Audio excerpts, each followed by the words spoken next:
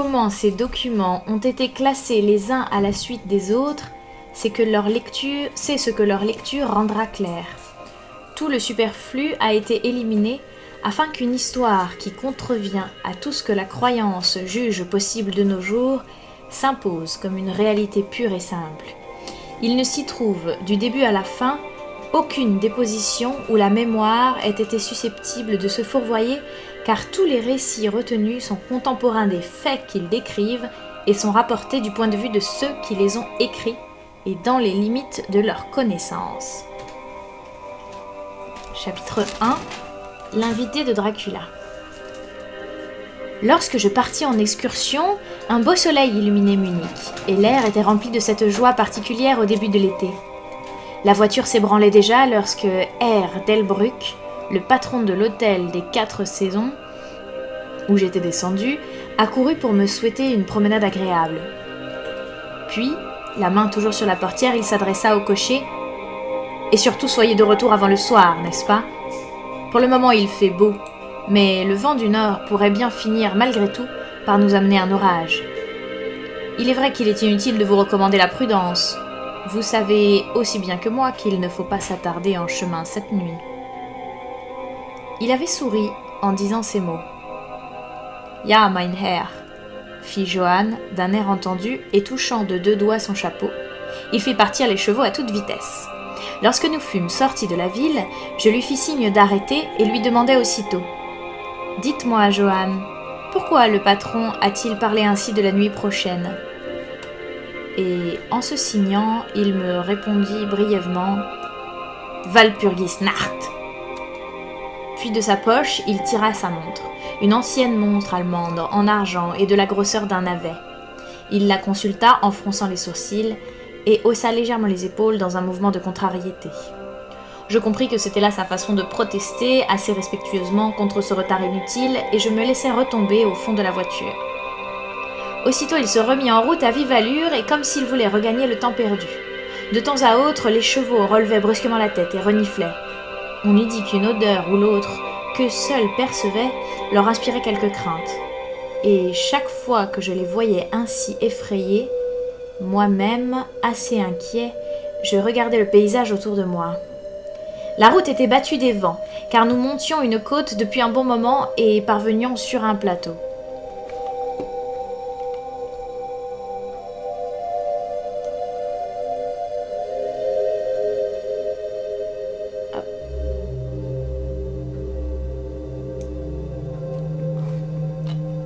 Parvenions sur un plateau. Peu après, je vis un chemin par lequel apparemment on ne passait pas souvent et qui, me semblait-il, s'enfonçait vers une vallée étroite.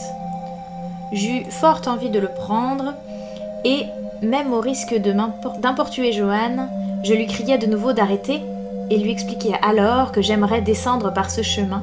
Cherchant toutes sortes de prétextes, il dit que c'était impossible et il se signa plusieurs fois tandis qu'il parlait. Ma curiosité éveillée, je lui posai de nombreuses questions. Il y répondit évasivement et en consultant sa montre à tout instant, en guise de protestation. À la fin, je n'y tins plus. « Johann, lui dis-je, je veux descendre par ce chemin. Je ne vous oblige pas à m'accompagner, mais je voudrais savoir pourquoi vous ne voulez pas le prendre. » Pour toute réponse, d'un bond rapide, il sauta du siège. Une fois à terre, il joignit ses mains, me supplia de ne pas m'enfoncer dans ce chemin. Il mêlait son allemand assez de mots anglais pour que je puisse le comprendre. Il me semblait toujours qu'il allait me dire quelque chose dont la seule idée sans aucun doute l'effrayait, mais à chaque fois il se ressaisissait et répétait simplement en faisant le signe de la croix « Walpurgisnacht, Walpurgisnacht ». Je voulus un peu discuter, mais allez donc discuter quand vous ne comprenez pas la langue de votre interlocuteur. Il garda l'avantage sur moi car bien qu'il s'appliquait à chaque fois à utiliser quelques mots d'anglais qu'il connaissait, il finissait toujours par s'exciter et se remettre à parler allemand. Et invariablement alors, il regardait sa montre pour me faire comprendre ce que j'avais à comprendre. Les chevaux aussi devenaient impatients, et ils reniflèrent à nouveau. Voyant cela, l'homme blêmit, regarda tout autour de lui, l'air épouvanté, et soudain, saisissant les brides, conduisit les chevaux à quelques mètres de là. Je le suivis et lui demandai ce qui le poussait soudain à quitter cet endroit où nous nous étions d'abord arrêtés. Il me signa, me montra l'endroit en question, fit encore avancer sa voiture vers la route opposée, et enfin, le doigt tendu vers une croix qui se trouvait là, me dit, d'abord en allemand, puis dans son mauvais anglais, « C'est là qu'on a enterré celui qui s'est tué. » Je me souvins alors de la coutume ancienne qui voulait qu'on enterrât les suicidés à proximité des carrefours. « Ah oui, fis-je, un suicidé. Intéressant. » Mais il m'était toujours impossible de comprendre pourquoi les chevaux avaient été pris de frayeur. Tandis que nous parlions de la sorte, nous parvint de très loin un cri qui tenait à la fois du jappement et de l'aboiement. De très loin, certes, mais les chevaux se montraient maintenant véritablement affolés, et Johan eut toutes les difficultés du monde à les apaiser. Il se retourna vers moi et me dit, la voix tremblante, « On croirait entendre un loup, et pourtant il n'y a plus de loup par ici. »« Ah non ? Et il y a longtemps que les loups n'approchent plus de la ville ? » ?»« Très, très longtemps. Du moins au printemps et en été. Mais on les a revus parfois, avec la neige. » Il caressait ses chevaux, essayant toujours de les calmer, lorsque le soleil fut caché par de gros nuages sombres qui en quelques instants envahirent le ciel. Presque en même temps, un vent froid souffla. Ou plutôt, il y eut une seule bouffée de vent froid, qui ne devait être somme toute qu'un signe précurseur, car le soleil bientôt brilla de nouveau. La main en visière, Johan examina l'horizon, puis me dit « Tempête de neige. Nous l'aurons avant longtemps. » Une fois de plus, il regarda l'heure, puis, tenant plus fermement les rênes, car assurément la nervosité des chevaux pouvait lui faire redouter le pire, il remonta sur le siège comme si le moment était venu de rejoindre la route. Quant à moi, je voulais encore qu'il m'expliquât quelque chose. « Où met donc cette petite route que vous refusez de prendre ?» lui demandai-je. « À quel endroit arrive-t-on » Il se signa, marmonna une prière entre ses dents, puis se contenta de me répondre « Il est interdit d'y aller. » « Interdit d'aller où ? Mais au village. »« Ah, il y a un village là-bas ?»« Non, non, il y a quelques siècles, il y a des siècles que personne ne vit plus. »« Pourtant vous parliez d'un village. »« Oui, il y en avait un. »« Qu'est-il devenu ?» Là-dessus, il se lança dans une longue histoire où l'allemand se mêlait à l'anglais dans un langage si embrouillé que je le suivais difficilement, on s'en doute. Je crus comprendre cependant qu'autrefois, il y avait de cela des centaines et des centaines d'années, des hommes étaient morts dans ce village. Ils y avaient été enterrés, puis on avait entendu des bruits sous la terre, et lorsqu'on avait ouvert leur tombe, ces hommes et ces femmes étaient apparus pleins de vie, un sang vermeil colorant leurs lèvres. Aussi, afin de sauver leur vie, et surtout leurs âmes, ajouta Johan en se signant, les habitants s'enfuirent vers d'autres villages, où les vivants vivaient, et où les morts étaient des morts et non pas des quelque chose d'autre. Le cocher évidemment avait été sur le point de prononcer certains mots, et à la dernière seconde il avait été lui-même épouvanté. Tandis qu'il poursuivait son récit, il s'excitait de plus en plus.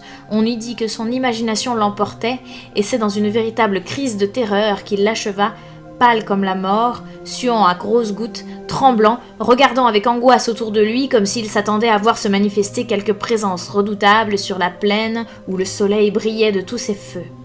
Finalement, il y eut un cri déchirant, plein de désespoir. « Walpurgisnacht !» Et il me montra la voiture comme pour me supplier d'y reprendre place.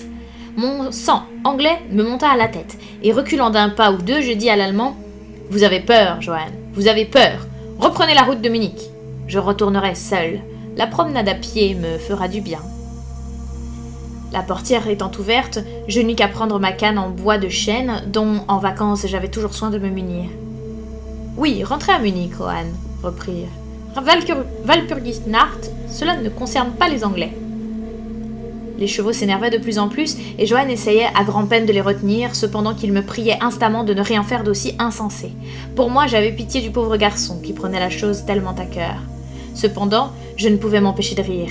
Sa frayeur lui avait fait oublier que, pour se faire comprendre, il devait parler anglais, de sorte qu'il continua à baragouiner de l'allemand. Cela devenait franchement ennuyeux. Du doigt, je lui montrais la route et criais « Munich !» Et me détournant, je m'apprêtais à descendre dans la vallée. Ce fut cette fois, avec un geste de désespoir, qu'il fit prendre à ses chevaux la direction de Munich. Appuyé sur ma canne, je suivis la voiture des yeux. Elle s'éloignait très lentement. Alors apparut au sommet de la colline une silhouette d'homme, un homme grand et maigre. Je le distinguais malgré la distance. Comme il approchait, les chevaux se mirent à se cabrer, puis à se débattre et à hennir de terreur. Johan n'était plus maître d'eux, ils s'emballèrent. Bientôt je ne les vis plus. Alors je voulus à nouveau regarder l'étranger, mais je m'aperçus que lui aussi avait disparu.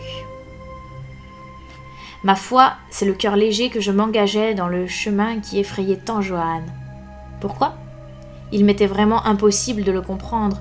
Je crois que je marchais bien 2 heures sans m'apercevoir du temps qui s'écoulait, ni de la distance que je parcourais, et assurément sans rencontrer âme qui vive. L'endroit était complètement désert. Ceci toutefois, je ne le remarquais que lorsque, tournant du chemin, je retrouvais à la lisière d'un bois dont la végétation était clairsemée. Alors seulement je me rendis compte de l'impression qu'avait faite sur moi l'aspect désolé de cette partie du pays. Je m'assis pour me reposer, observant peu à peu toutes les choses autour de moi. Bientôt il me sembla qu'il faisait beaucoup plus froid qu'au début de ma promenade, et j'entendais un bruit ressemblant à un long soupir, entrecoupé de temps à autre d'une sorte de mugissement étouffé. Je levai les yeux et je vis de gros nuages, très hauts, passer dans le ciel, chassés du nord vers le sud. Un orage allait éclater, c'était certain. Je me sentis frissonner et je crus que j'étais resté trop longtemps assis après ces 2 heures de marche. Je repris donc ma promenade. Le paysage devenait réellement merveilleux. Non pas que l'œil fût attiré particulièrement par telle ou telle chose remarquable, mais de quel côté que l'on se tournât, tout était d'une beauté enchanteresse. L'après-midi touchait à sa fin. Le crépuscule tombait déjà lorsque je commençais à me demander par quel chemin je retournerais vers Munich. L'éclatante lumière du jour éteinte, il faisait de plus en plus froid, et les nuages qui s'amoncelaient dans le ciel devenaient de plus en plus menaçants, accompagnés d'un grondement lointain duquel surgissait de temps à autre ce cri mystérieux que le cocher croyait reconnaître pour celui d'un loup. Un instant j'hésitais. Pourtant je l'avais dit, je voulais voir ce village abandonné. Continuant à marcher, j'arrivai bientôt dans une vaste plaine entourée de collines aux flancs complètement boisés. Du regard, je suivis la sinueuse route de campagne. Elle disparaissait à un tournant, derrière un épais brouillard d'arbres qui s'élevaient au pied des collines. J'étais encore à contempler ce tableau quand soudain, un vent glacé souffla et la neige se mit à tomber. Je pensais aux milles et aux miles que j'avais parcourus dans cette campagne déserte et j'allais m'abriter sous les arbres en face de moi. Le ciel s'assombrissait de minute en minute. Les flocons de neige tombaient, plus serrés, avec une rapidité vertigineuse, si bien qu'il ne fallut pas longtemps pour que la terre devant moi, autour de moi, devint un tapis d'une blancheur scintillante, dont je ne distinguais pas l'extrémité, perdue dans une sorte de brouillard.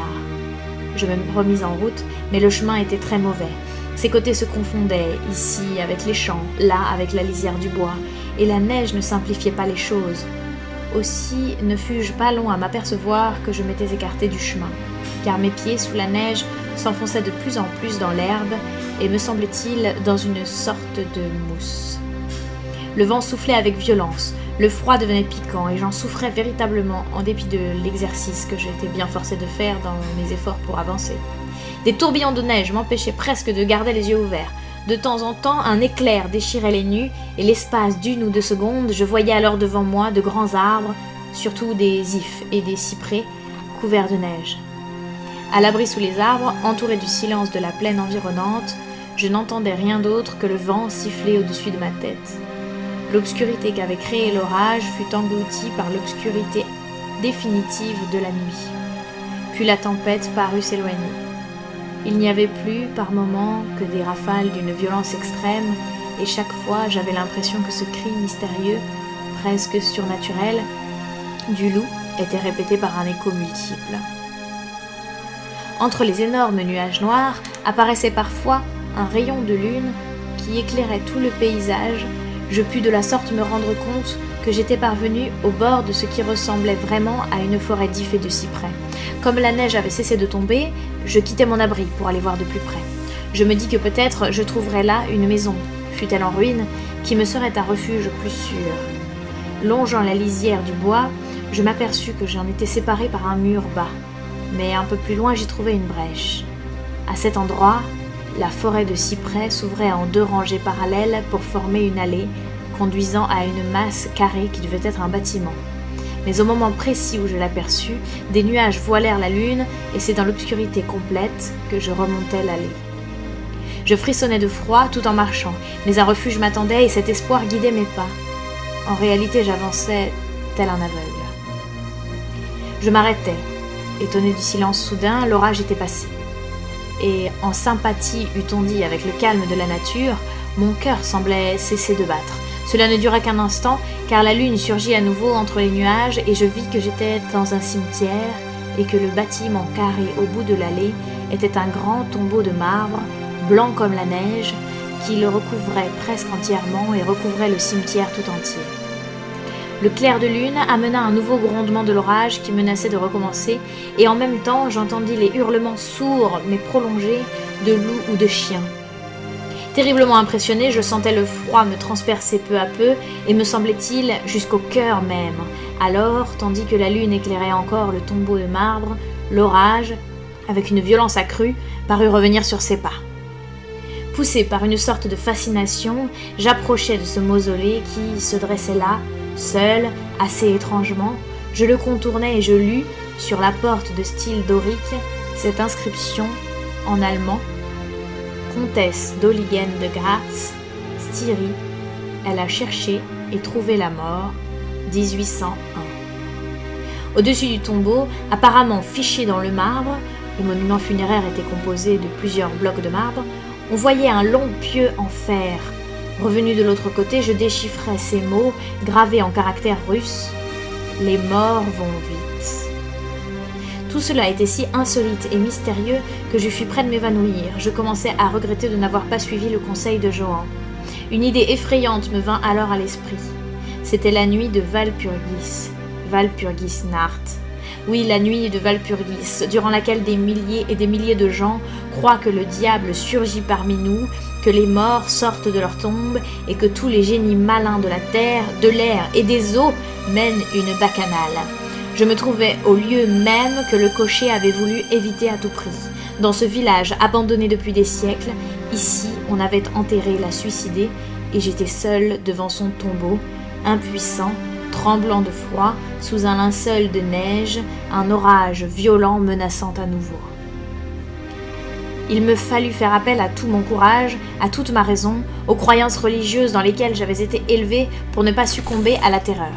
Je fus bientôt pris dans une véritable tornade. Le sol tremblait comme sous le trot de centaines de chevaux.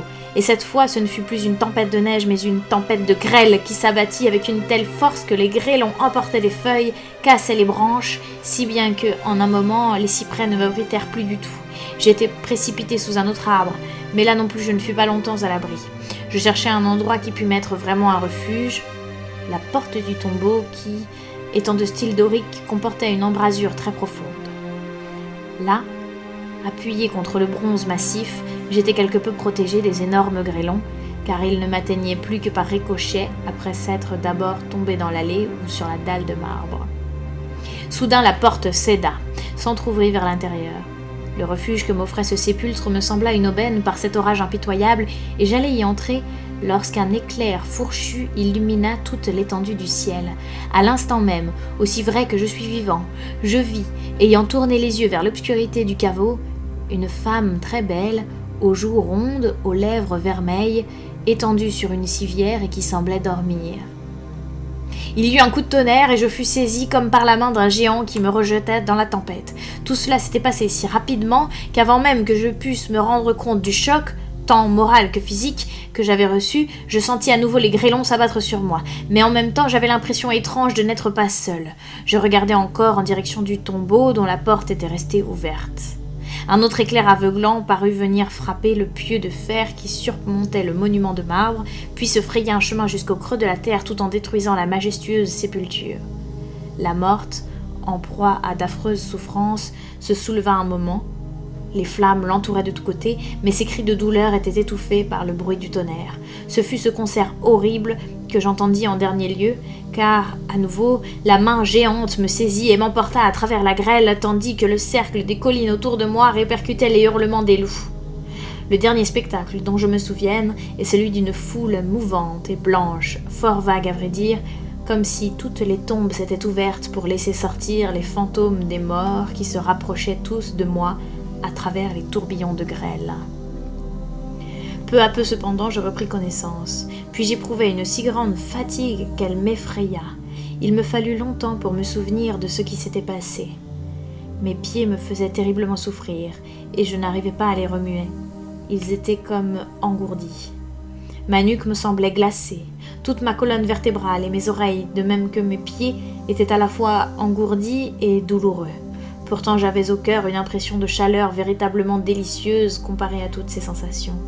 C'était un cauchemar physique si je puis me servir d'une telle expression, car je ne sais quel poids très lourd sur ma poitrine me rendait la respiration difficile. Je restai assez longtemps, je pense, dans cet état de demi-léthargie, et je n'en sortis que pour sombrer dans le sommeil, à moins que ce ne fût une sorte d'évanouissement. Puis je fus pris d'un haut-le-cœur, comme lorsqu'on commence à éprouver le mal de mer. En moi montait le besoin incoercible d'être délivré de quelque chose. Je ne savais de quoi. Tout autour de moi régnait un silence profond, comme si le monde entier dormait ou venait de mourir. Silence que rompait seulement le halètement d'un animal qui devait se trouver tout près de moi. Je sentis quelque chose de chaud qui écorchait ma gorge, et c'est alors que je m'aperçus l'horrible vérité. Un gros animal était couché sur moi, la gueule collée à ma gorge. Je n'osais pas remuer, sachant qu'une prudente immobilité pourrait seule me sauver. Mais la bête, de son côté, comprit sans doute que s'était fait un changement en moi, car elle redressa la tête. À travers mes cils, je vis au-dessus de moi les 2 grands yeux flamboyants d'un loup gigantesque. Ses dents blanches, longues et pointues, brillaient dans sa gueule rouge béante, et son souffle chaud et âcre m'arrivait jusque dans les narines. Une fois de plus, il se passa un bon moment dont je n'ai gardé aucun souvenir. Enfin, je perçus un grognement sourd et une sorte de jappement, ceci à plusieurs reprises, puis, très loin me sembla-t-il, j'entendis comme plusieurs voix crier ensemble « Hola! Hola !» Avec précaution, je levai la tête pour regarder dans la direction d'où venaient ces cris, mais le cimetière me bouchait la vue. Le loup continuait à japper d'étranges façons, et une lueur rouge se mit à contourner le bois de cyprès. Il me semblait qu'elle suivait les voix. Celle-ci se rapprochait cependant que le loup hurlait maintenant sans arrêt et de plus en plus fort. Plus que jamais je craignais de faire le moindre mouvement, de laisser échapper ne fût-ce qu'un soupir, et la lueur rouge se rapprochait, elle aussi, par-dessus le linceul blanc qui s'étendait. Attendez. Bonjour le raid. Excusez-moi, je mets en pause une seconde la lecture, effectivement. Alors comme je suis en raid, je peux pas discuter avec vous. Je suis désolée, je vous laisse avec le chat. Comme je suis en lecture, je peux pas discuter avec vous. Je suis désolée. Mais voilà, je vous laisse avec le chat. Soyez sages. De toute façon, il y a les modos qui veillent.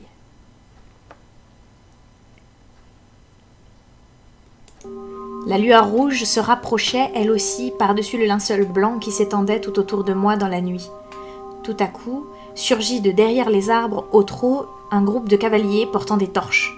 Le loup se levant aussitôt, quitta ma poitrine et s'enfonça dans le cimetière. Je vis un des cavaliers, c'étaient des soldats, je reconnaissais la tenue militaire, épauler sa carabine visée. Un de ses compagnons le toucha du coude et la balle siffla au-dessus de ma tête. Assurément, il avait pris mon corps pour celui du loup. Un autre soldat vit l'animal qui s'éloignait et un deuxième coup de feu fut tiré. Puis tous les cavaliers partirent au galop, certains vers moi, les autres poursuivant le loup qui avait disparu sous les cyprès lourds de neige.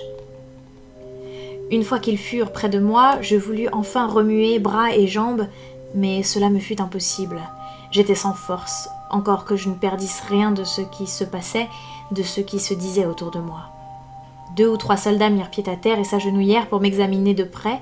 L'un d'eux me souleva la tête, puis mit sa main sur mon cœur. « Tout va bien, mes amis, son cœur bat encore » cria-t-il. On me versa un peu de brandy dans la gorge. Cela me fit revenir complètement à moi, et j'ouvris les yeux tout grands. Les lumières et les ombres jouaient dans les arbres. J'entendais les hommes s'interpeller. Leurs cris exprimaient l'épouvante, et bientôt, ceux qui étaient partis à la recherche du loup vinrent les rejoindre, excités, tels des possédés. Ceux qui m'entouraient les questionnèrent avec angoisse. « Eh bien, l'avez-vous trouvé ?»« Non, non, répondirent-ils précipitamment, et l'on sentait qu'ils avaient encore peur. « Allons-nous-en, vite, vite !» Quelle idée de s'attarder en un tel endroit, et précisément cette nuit !» Qu'est-ce que c'était demandèrent encore les autres, la voix de chacun trahissant l'émotion qui lui était propre.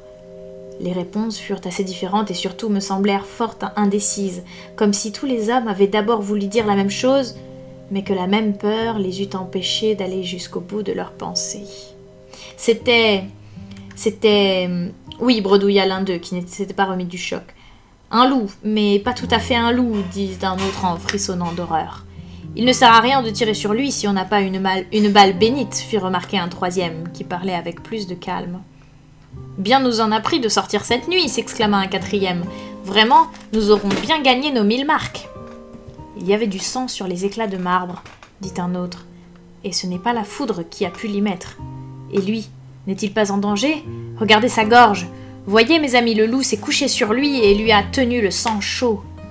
L'officier, après s'être penché vers moi, déclara « Rien de grave. La peau n'est peut-être pas entamée. Que signifie donc tout ceci?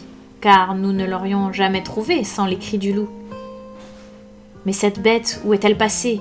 demanda le soldat qui me soutenait la tête et qui, de tous, paraissait être celui qui avait le mieux gardé son sang-froid. « Elle est retournée chez elle, » répondit son camarade.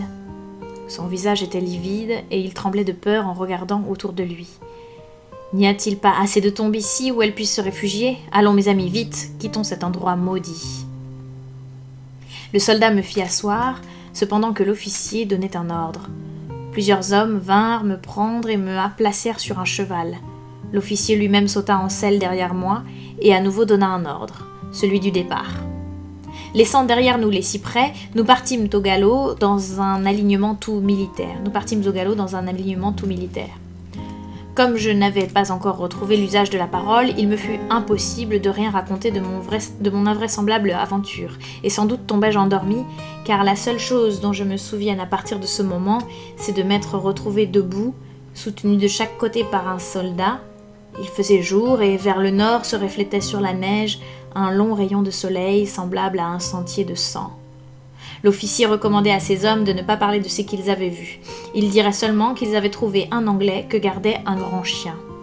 « Un grand chien? Mais ce n'était pas un chien !» s'écria le soldat qui tout le temps avait montré une telle épouvante. « Quand je vois un loup, je sais sans doute le reconnaître d'un chien !» Le jeune officier reprit avec calme. « J'ai dit un chien. »« Un chien !» répéta l'autre d'un air moqueur. De toute évidence, le soleil levant lui rendait du courage, et me montrant du doigt, il ajouta « Regardez sa gorge, vous me direz que c'est un chien qui a fait ça ?» Instinctivement, je portai la main à ma gorge, et aussitôt je criai de douleur. Tous m'entourèrent, certains restés en selle se penchaient pour mieux voir, et de nouveau s'éleva la voix calme du jeune officier. « Un chien, ai-je dit, si nous racontions autre chose, on se moquerait de nous. » Un soldat me reprit en selle avec lui et nous poursuivîmes notre route jusque dans les faubourgs de Munich. Là, nous rencontrâmes une charrette dans laquelle on me fit monter et qui me ramena à l'hôtel des 4 saisons. Le jeune officier m'accompagnait, un de ses hommes gardant son cheval tandis que les autres regagnaient la caserne. Herr Delbrück me mit une telle hâte à venir nous accueillir que nous comprîmes tout de suite qu'il nous avait attendus avec impatience. Me prenant les 2 mains, il ne les lâcha pas avant que je fusse entré dans le corridor. L'officier me salua et il allait se retirer quand je le priai de n'en rien faire. J'insistais au contraire pour qu'il montât dans ma chambre avec nous. Je lui fis servir un verre de vin et lui dis combien je lui étais reconnaissant, ainsi qu'à ces hommes si courageux de m'avoir sauvé la vie. Il me répondit simplement qu'il était lui-même trop heureux, que c'était Herr Delbrück qui le premier avait pris les mesures nécessaires et que ses recherches, en définitive, n'avait pas été désagréable du tout. Le patron de l'hôtel sourit, cependant que l'officier nous priait de lui permettre de nous quitter. L'heure le rappelait à la caserne. « Mais Herr Delbrück, demandai-je alors, comment se fait-il que ces soldats soient venus à ma recherche? Et pourquoi ?» Il haussa les épaules, comme s'il attachait peu d'importance à sa propre démarche, et me répondit « Le commandant du régiment dans lequel j'ai servi m'a permis de faire appel à des volontaires. » « Mais comment saviez-vous que je m'étais égaré? Le cocher est revenu ici, avec ce qu'il restait de sa voiture. Elle avait été presque complètement démolie quand les chevaux s'étaient emballés. Pourtant ce n'est certes pas à cause de cela seulement que vous avez envoyé des soldats à ma recherche. Oh non, regardez, avant même que le cocher ne soit revenu, j'avais reçu ce télégramme du boyard dont vous allez être l'hôte. et il tira de sa poche un télégramme qu'il me tendit. Je lus. Bistrise.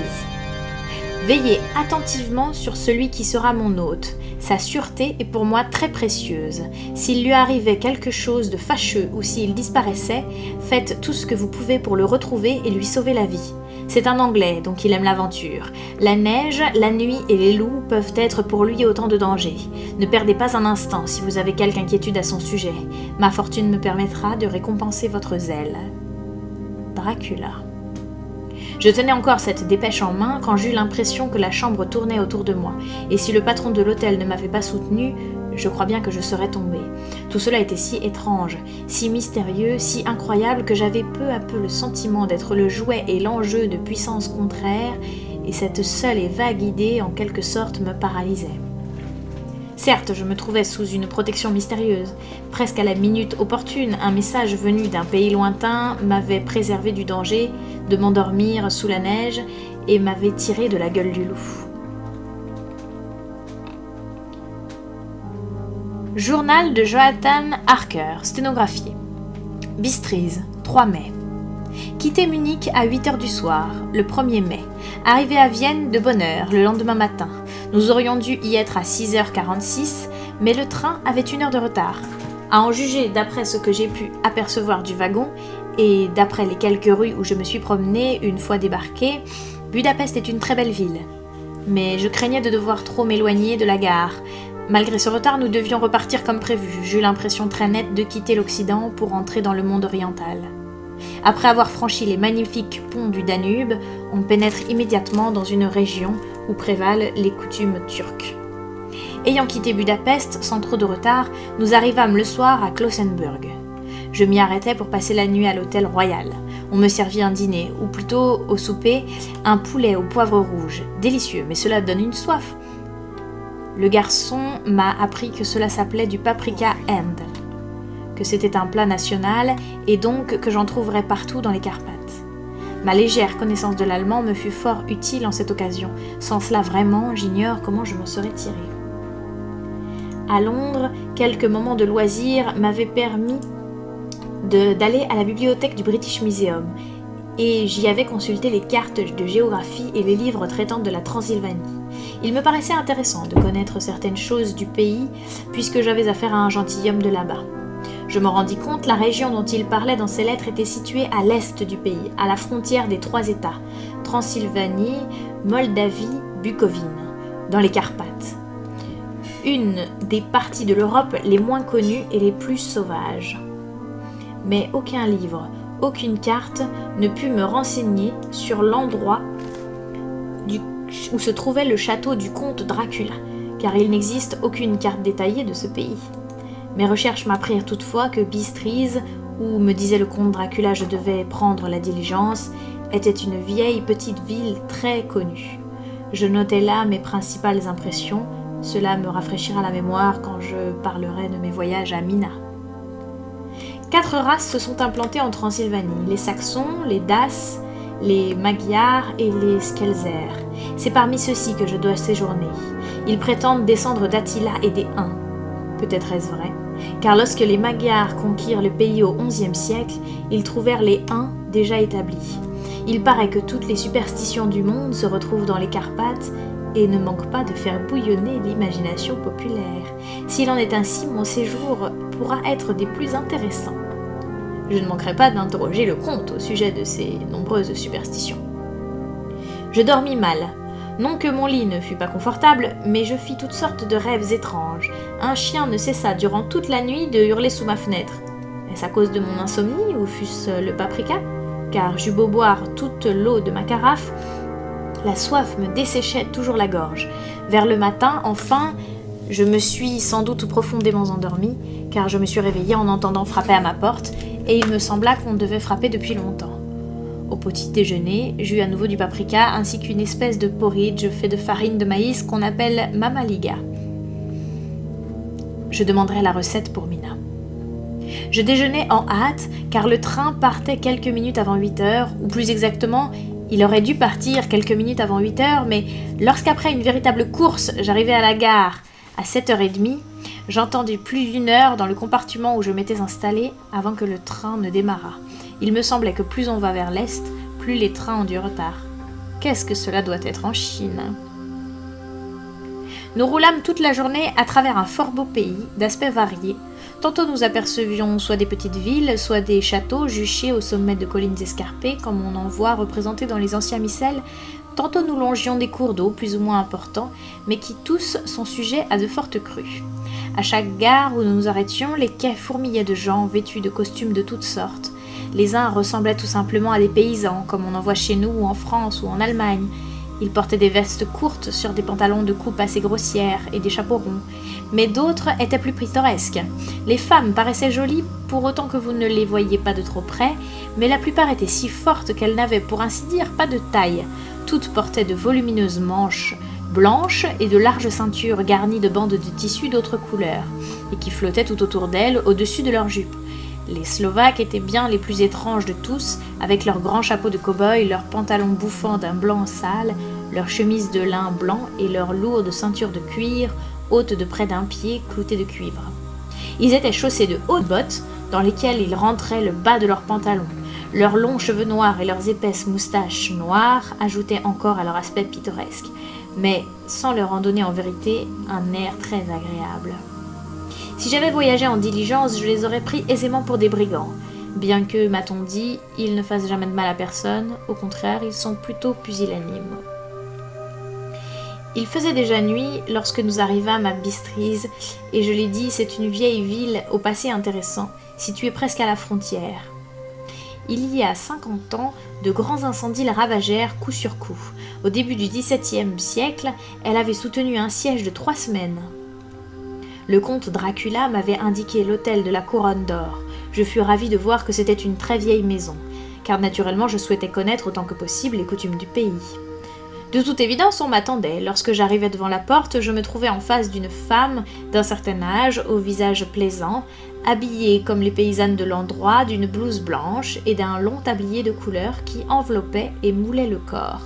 Elle s'inclina et me demanda aussitôt « Vous êtes le monsieur anglais ?» « Oui, répondis-je. Jonathan Harker. » Elle sourit et dit quelque chose à un homme en manche de chemise qui l'avait suivi. Il disparut mais revint aussitôt et me tendit une lettre. Voici ce que je lus. Mon ami, soyez le bienvenu dans les Carpates. Je vous attends avec impatience. Dormez bien cette nuit. La diligence part pour la Bucovine demain après-midi à 3 heures. Votre place est retenue. Ma voiture vous attendra au col de Borgo pour vous mener jusqu'ici. J'espère que depuis Londres, votre voyage s'est bien passé et que vous vous féliciterez de votre séjour dans mon beau pays. Très amicalement, Dracula. 4 mai.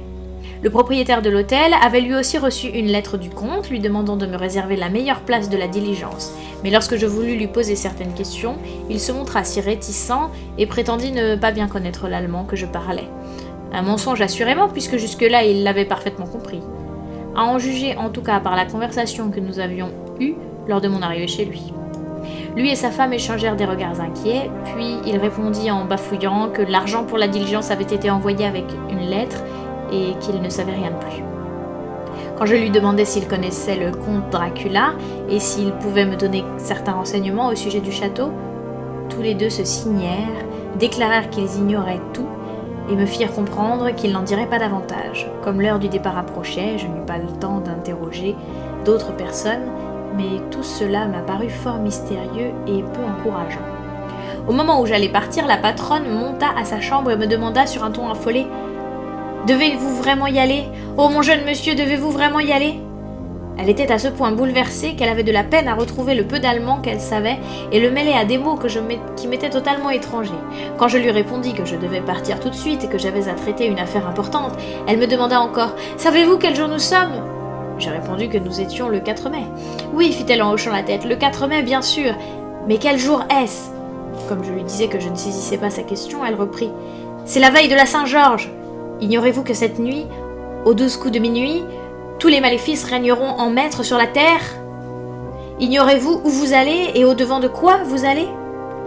Elle paraissait si épouvantée que je tentais, mais en vain, de la réconforter. Finalement, elle s'agenouilla, elle me supplia de ne pas partir, ou du moins d'attendre un jour ou deux. Chose sans doute ridicule, je me sentais pas à mon aise.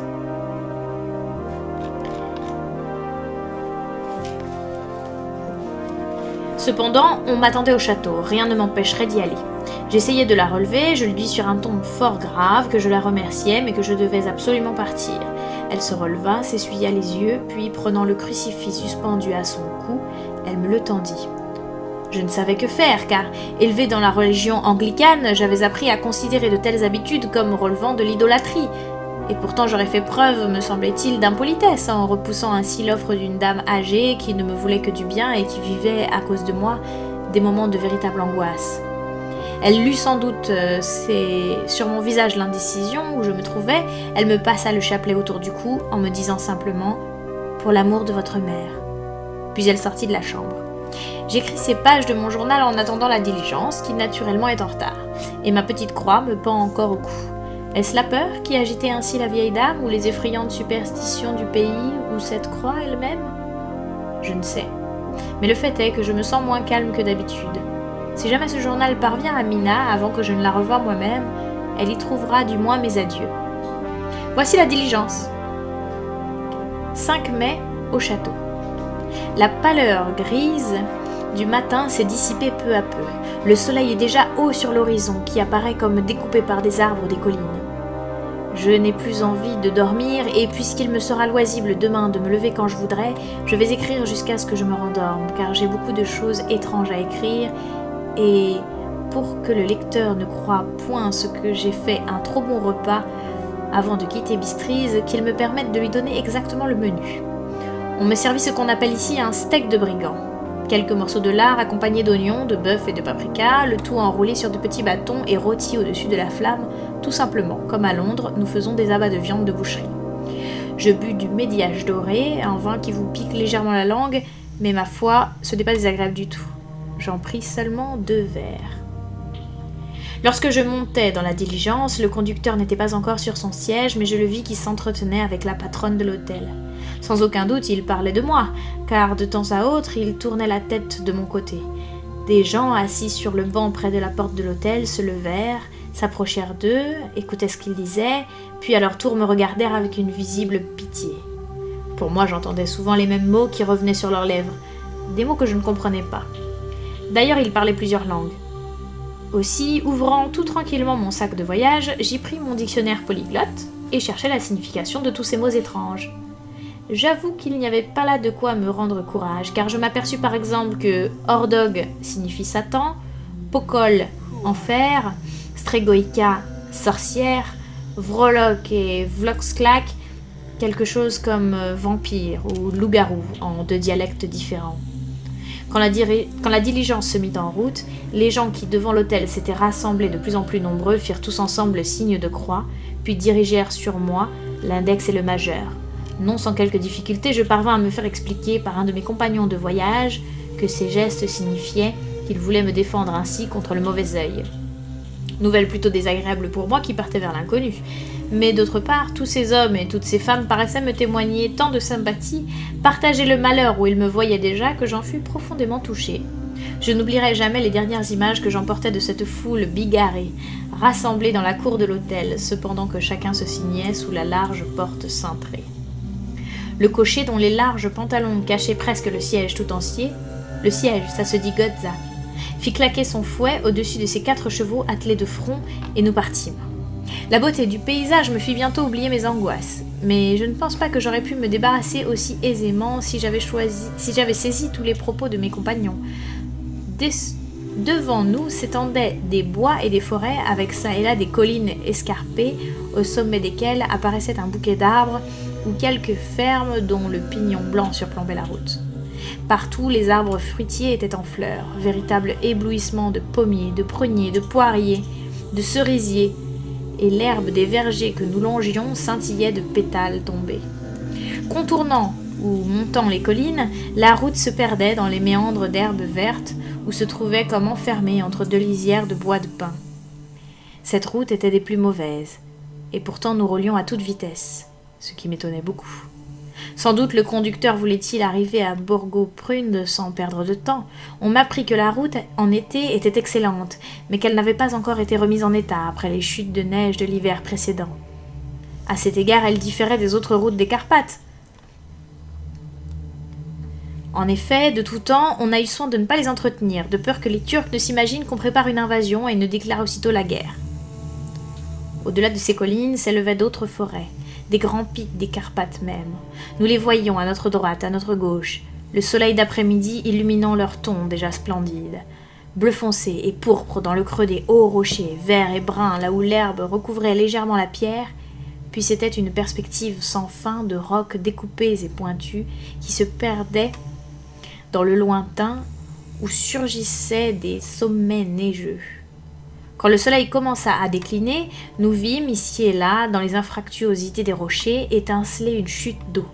Nous venions de contourner le flanc d'une colline et j'avais l'impression de me trouver juste au pied d'un pic couvert de neige, lorsque mes compagnons de voyage me touchaient leurs bras et se signant avec ferveur « Regardez, Istunstek !»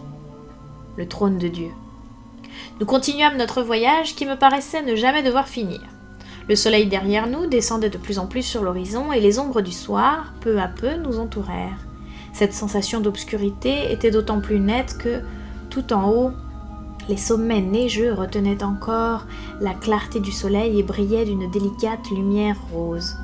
De temps à autre, nous dépassions des Tchèques et des Slovaques, vêtus de leurs fameux costumes nationaux, et je fis une pénible remarque, la plupart étaient goitreux. Des croix s'élevaient au bord de la route, et chaque fois que nous passions devant l'une d'elles, tous les occupants de la diligence se signaient. Nous vîmes aussi des paysans ou des paysannes à genoux devant des chapelles. Ils ne tournaient même pas la tête en entendant approcher la voiture. Ils étaient tout à leur dévotion et n'avaient plus, eût-on dit, ni yeux ni oreilles pour nous voir, ni pour entendre le monde extérieur. Presque tout était nouveau pour moi. Les meules de foin dressées jusque dans les arbres, les nombreux saules pleureurs avec leurs branches qui brillaient comme de l'argent à travers le vert délicat des feuilles. Parfois nous rencontrions une charrette de paysans, longue et sinueuse comme un serpent, sans doute pour épouser les accidents de la route. Des hommes s'y étaient installés qui rentraient chez eux. Les Tchèques étaient couverts de peaux de mouton blanches, les Slovaques de peaux de mouton teintes, ces derniers portant de longues haches comme si c'eût été des lances. La nuit s'annonçait froide et l'obscurité semblait plonger dans une brume épaisse de chênes, hêtres, sapins, tandis que dans la vallée au-dessous de nous, qui maintenant montions vers le col de Borgo, les sapins noirs se détachaient sur un fond de neige récemment tombé. Parfois, quand la route traversait une sapinière qui semblait se refermer sur nous, de gros paquets de brouillard nous cachaient même les arbres, et c'était pour l'imagination quelque chose d'effrayant. Je me laissais de nouveau gagner par l'épouvante que j'avais déjà éprouvée à la fin de l'après-midi. Dans les Carpates, le soleil couchant donne aisément des formes fantastiques aux nuages qui roulent au creux des vallées. Les collines étaient parfois si escarpées que malgré la hâte qui animait notre conducteur, les chevaux étaient obligés de ralentir le pas. Je manifestais le désir de descendre et de marcher à côté de la voiture, comme en pareil cas c'est la coutume dans notre pays. Mais le cocher s'y opposa fermement. « Non, non, me dit-il, et ici il ne faut pas faire à pied même un bout de la route. Les chiens sont bien trop dangereux. » Et il ajouta ce qu'il considérait évidemment comme une sombre plaisanterie, car il consulta du regard tous les voyageurs l'un après l'autre, pour s'assurer sans doute de leur sourire approbateur. « Croyez-moi, vous en aurez eu suffisamment de tout ceci quand vous irez au lit ce soir. » Il ne s'arrêta que lorsqu'il fallut allumer ses lampes. Alors les voyageurs devinrent fort excités. Chacun ne cessait de lui adresser la parole, le pressant, à ce que je pus comprendre, de rouler plus vite. Il se mit à faire claquer son fouet sans pitié sur le dos des chevaux, et à l'aide de cris et d'appels, les encouragea à monter la côte plus rapidement. À un moment, je crus distinguer dans l'obscurité une pâle lueur devant nous, mais ce n'était sans doute rien d'autre qu'une crevasse dans les rochers. Cependant, mes compagnons se montraient de plus en plus agités. La diligence roulait follement, ses ressorts grinçaient et elle penchait d'un côté, puis de l'autre, comme une barque sur une mer démontée. Je dus me retenir à la paroi. Cependant, la route se fit bientôt plus régulière et j'eus alors l'impression que nous volions bel et bien. Elle devenait aussi plus étroite. Les montagnes, d'un côté et de l'autre, se rapprochaient et semblaient, à vrai dire, nous menacer. Nous traversions le col de Borgo. Tour à tour, mes compagnons de voyage me firent des présents. Gousses d'ail, roses sauvages séchées, et je vis parfaitement qu'il n'était pas question de les refuser. Certes, ces cadeaux étaient tous plus bizarres les uns que les autres, mais ils me les offrirent avec une simplicité vraiment touchante, et en répétant ces gestes mystérieux qu'avaient fait les gens rassemblés devant l'hôtel de Bistrise, le signe de la croix et les 2 doigts tendus pour me protéger contre le mauvais œil. Le conducteur se pencha en avant. Sur les 2 bancs de la diligence, les occupants tendaient le cou pour examiner le rebord extérieur. De toute évidence, ils s'attendaient à voir surgir quelque chose dans la nuit. Je leur demandai de quoi il s'agissait, mais aucun ne voulut me donner la moindre explication. Cette vive curiosité persista un bon moment. Enfin, nous parvîmes sur le versant est du col. Des nuages noirs s'amoncelaient, le temps était lourd, comme si un orage allait éclater. On eût dit que, des 2 côtés de la montagne, l'atmosphère était différente et que nous étions maintenant dans une région devenue dangereuse. Pour moi, je cherchais des yeux la voiture qui devait me conduire chez le comte. Je m'attendais d'un moment à l'autre à apercevoir ses lumières, mais la nuit demeurait d'un noir d'encre. Seuls les rayons de nos lampes cahotantes projetaient des lueurs dans lesquelles s'élevait l'haleine fumante des chevaux. Elles nous permettaient de distinguer la route blanche devant nous, mais nulle trace d'autre voiture que la nôtre. Mes compagnons, avec un soupir de soulagement, reprirent une position plus confortable. Je le ressentis comme une raillerie, ils se moquaient de mon propre désappointement. Je réfléchissais à ce que j'allais faire en cette situation embarrassante, quand le conducteur consulta sa montre et dit aux autres voyageurs quelques mots qu'il me fut impossible de saisir. Mais j'en devinais la signification. 1 heure de retard. Puis se tournant vers moi, il me conseilla, dans un allemand encore plus mauvais que le mien, « Aucune voiture en vue. C'est que l'on n'attend pas monsieur. Continuez le voyage avec nous jusqu'en Bicovine, et vous viendrez ici demain, ou après-demain. Cela vaudra mieux. » Tandis qu'il parlait, les chevaux se mirent à hennir et à ruer. L'homme les maîtrisa à grand-peine, puis, tandis que tous mes voisins poussaient des cris d'effroi et se signaient, une calèche, attelée de 4 chevaux, arriva derrière nous et nous dépassa presque, mais s'arrêta à côté de la diligence. À la lueur de nos lampes, je vis que les chevaux étaient splendides, d'un noir de charbon. Celui qui les conduisait était un homme de haute taille, doté d'une longue barbe brune et coiffé d'un large chapeau noir qui nous cachait son visage. Au moment même où il s'adressait à notre conducteur, je distinguais pourtant ses yeux, si brillants que, dans la clarté des lampes, ils semblaient rouges. « Vous êtes bien tôt ce soir, mon ami, lui dit-il. » L'autre répondit sur un ton mal assuré. « Mais ce monsieur, qui est anglais, était pressé. »« Voilà pourquoi je suppose, répliqua le nouveau venu, vous vouliez l'emmener jusqu'en Bucovine. Non, mon ami, impossible de me tromper. J'en sais trop et mes chevaux sont rapides. » Il souriait en parlant, mais l'expression de son visage était dure. Il était maintenant tout près de la voiture. On voyait ses lèvres très rouges, ses dents pointues, blanches comme de l'ivoire. Un voyageur murmura à l'oreille de son voisin vers les vers fameux de Leonor Burger, Dendi Toten Reiten Schnell, car les morts vont vite. Le cocher de la calèche l'entendit certainement, car il regarda le voyageur avec de nouveau un étrange sourire. L'autre détourna la tête tout en se signant et en tendant 2 doigts. « Qu'on me donne les bagages de monsieur, reprit le cocher. En moins de temps qu'il n'en faut pour le dire, mes valises passèrent de la diligence dans la calèche. Puis je descendis moi-même de la diligence, et comme l'autre voiture se trouvait tout de côté, le cocher m'aida en me prenant le bras d'une main qui me sembla d'acier. Cet homme devait être d'une force prodigieuse. Sans un mot, il tira sur les rênes. Les chevaux firent demi-tour et nous roulâmes à nouveau à toute vitesse dans le col de Borgo. En regardant derrière moi, je vis encore à la lueur des lampes de la diligence fumer les naseaux des chevaux et ils se dessinèrent une dernière fois à mes yeux les silhouettes de ceux qui jusque-là avaient été mes compagnons de voyage. Ils se signaient. Alors le conducteur fit claquer son fouet, et les chevaux prirent la route de Bucovine. Comme ils s'enfonçaient dans la nuit noire, je frissonnais, je sentis en même temps affreusement seul. Mais aussitôt un manteau fut jeté sur mes épaules, une couverture de voyage fut étendue sur mes genoux, et le cocher me dit, dans un excellent allemand, « Mauvais temps, mein Herr, et le comte, mon maître, m'a recommandé de veiller à ce que vous ne preniez pas froid.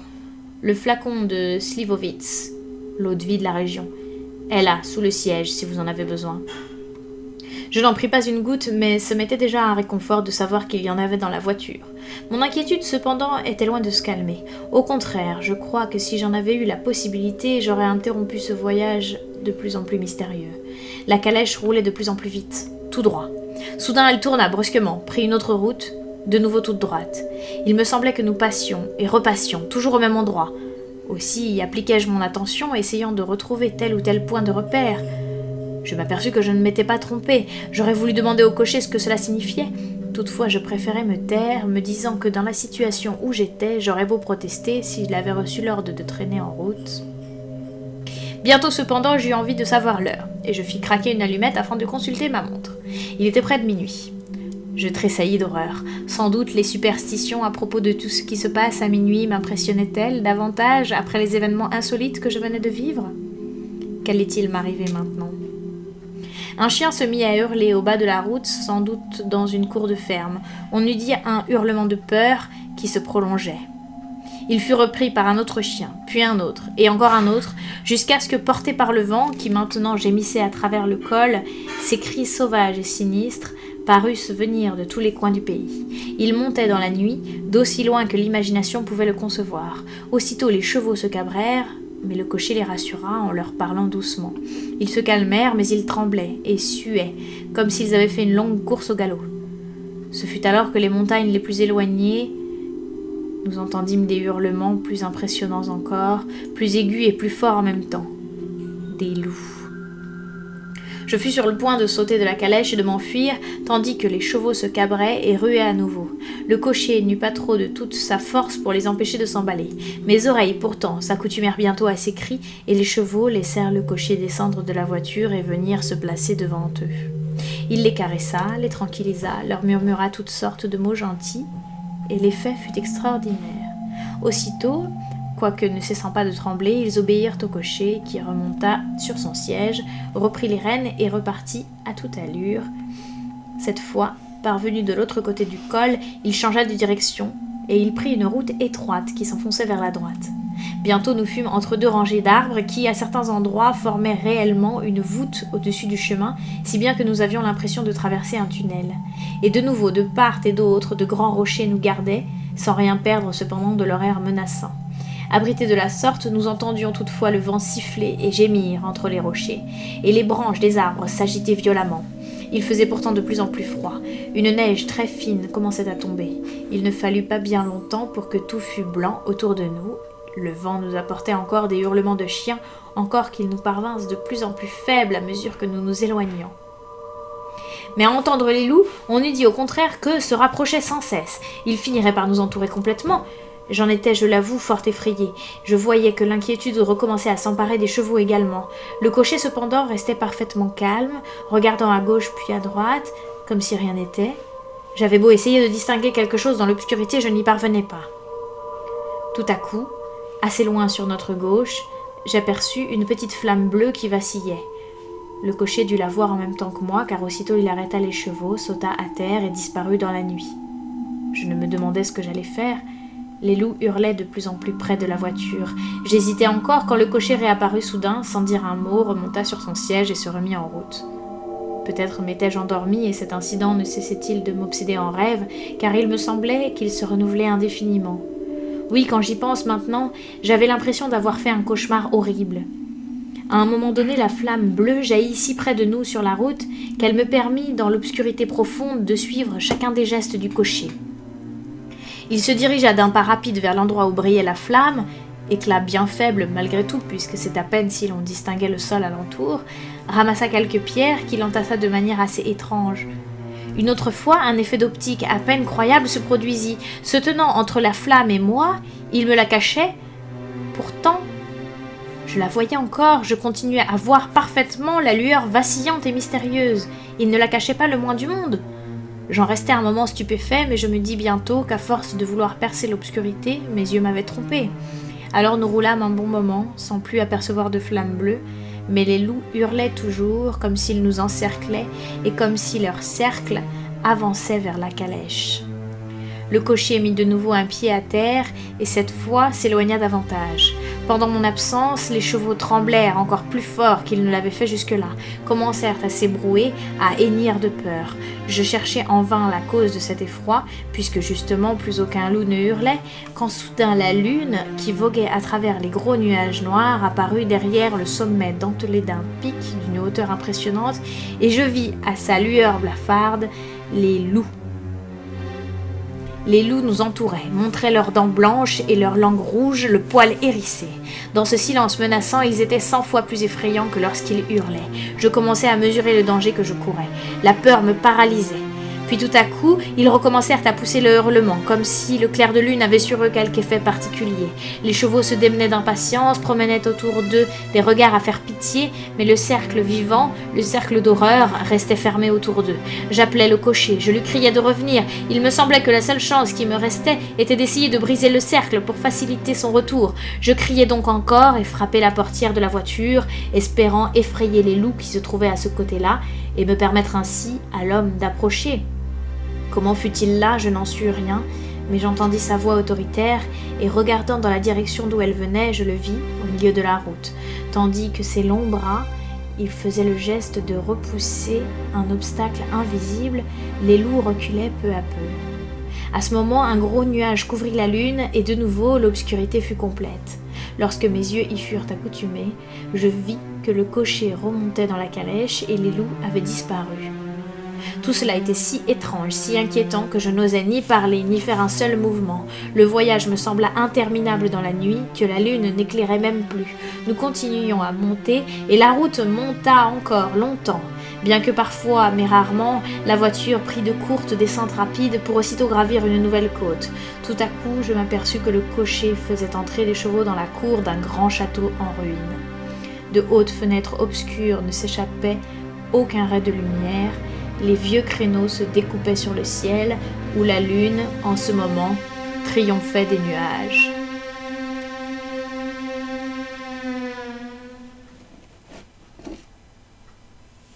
Et pour une fois, une synchro parfaite avec la musique. Par contre, je m'excuse platement pour tous les bafouillages. J'ai eu une longue journée et j'ai pas lu de façon très appliquée. Je vous demande pardon.